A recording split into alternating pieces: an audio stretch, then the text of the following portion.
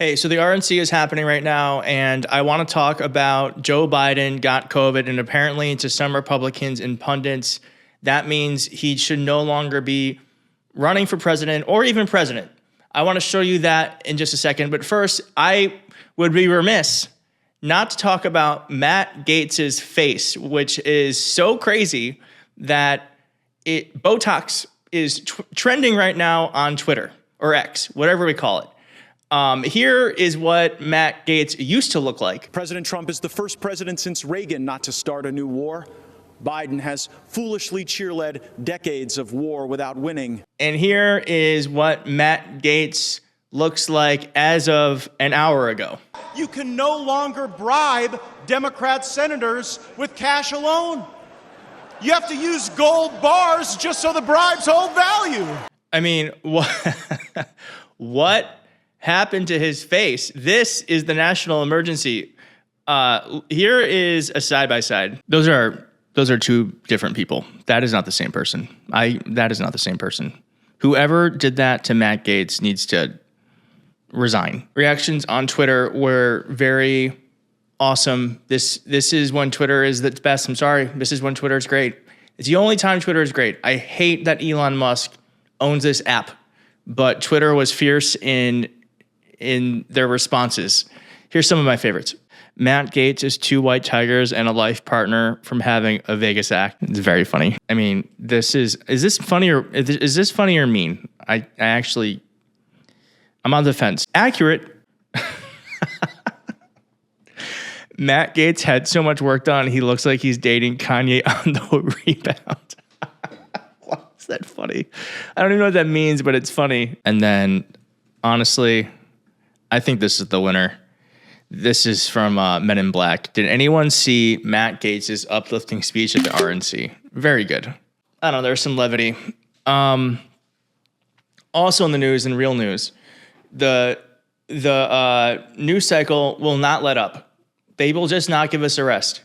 It was only 3 weeks ago that Joe Biden had the bad debate night.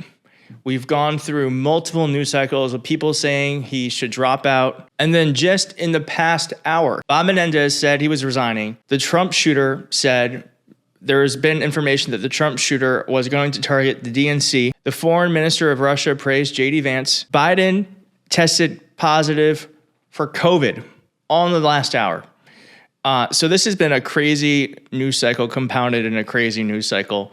And people are just not in their right minds. Someone on CNN, Van Jones, said that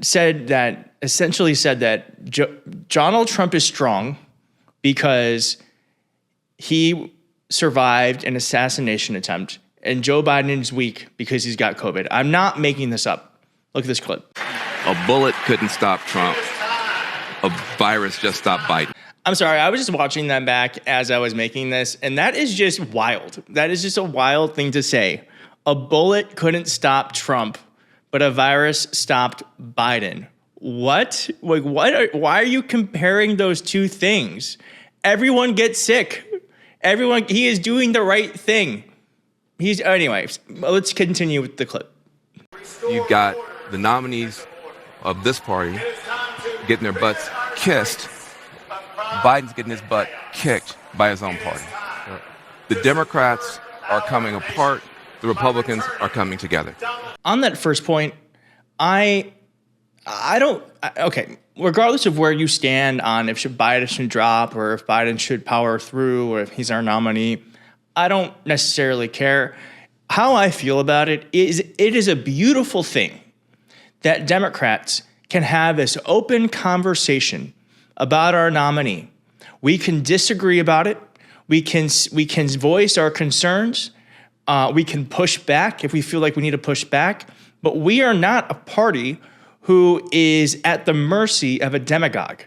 And when Van Jones is saying that Donald Trump is being kissed and the Democrats are being kicked, that's such a strange way of looking at it. Because in my opinion, it takes a lot of strength and it takes a lot of courage, and also it takes a lot of comfort with one another as a party in order to actually speak up and say how you feel about the person who is running to be the nominee to lead your party.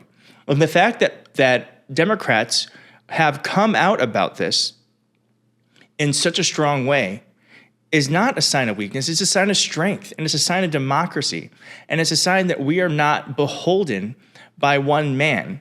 And when you look at what has happened to the Republican Party, anyone that has spoken out against Donald Trump has either been primaried or resigned. And so that is the people at the RNC are not strong people. People who follow a strong man are weak because they know that he's wrong. Most of them, some are believers, but a lot of them, like Nikki Haley, who spoke yesterday, knows who Donald Trump is. She knows she said it. She said her truth over the winter. You heard her. Times change, and so has Trump.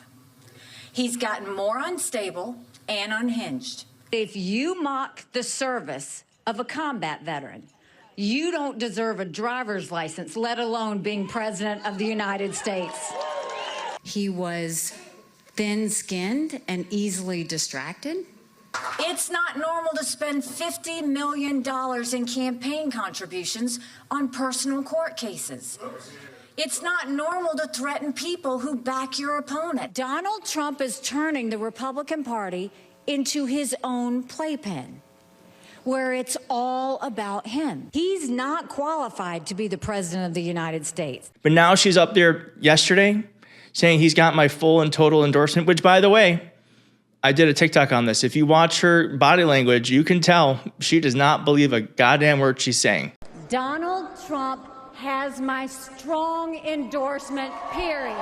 Strong endorsement, period. Those are incredibly weak, scared people who are not able to stand up to someone they know is bad for the country and bad for their party. Joe Walsh, a never Trump Republican who randomly ran for president in 2020, went nowhere, has some of the worst takes on Twitter. No offense to him. I'm sure he's a very wonderful guy.